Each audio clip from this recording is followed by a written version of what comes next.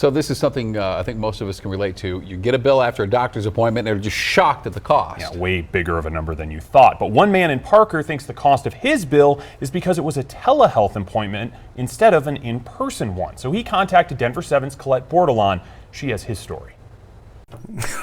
I may or may not be able to bring up this webpage. Technology has its problems. Oh, it's got to be 10 years old. And Dustin Stewart knows how frustrating it can be.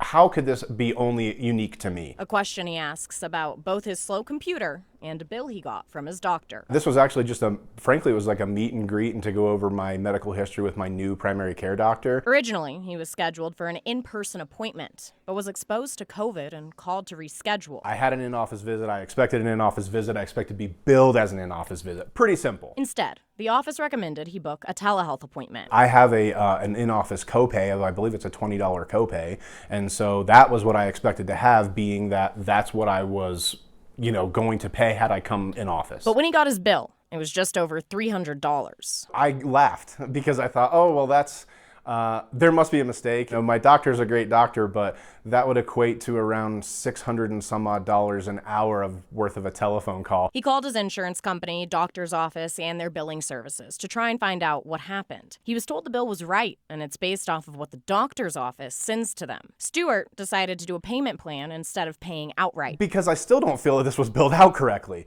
So rather than hand them $312, which I can do, but don't feel that that's the right thing to do, I requested a payment plan. So every month I'll call back and I'll pay them another $25 until the bill is paid in full. UC Health, where Stewart went, says the bill is in no way affiliated with them. It's from CU Medicine and is likely related to a doctor's time. CU Medicine sent us a statement saying at the facility Stewart went to, all patients must be billed as outpatient hospital visits, whether it's conducted in person or online.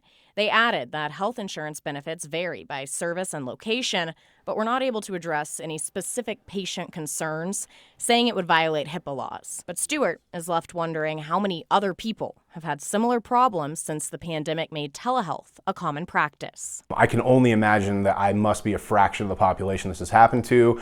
And I know that there are other people in tough circumstances that this could majorly affect their lives. Colette Bordelon, Denver 7.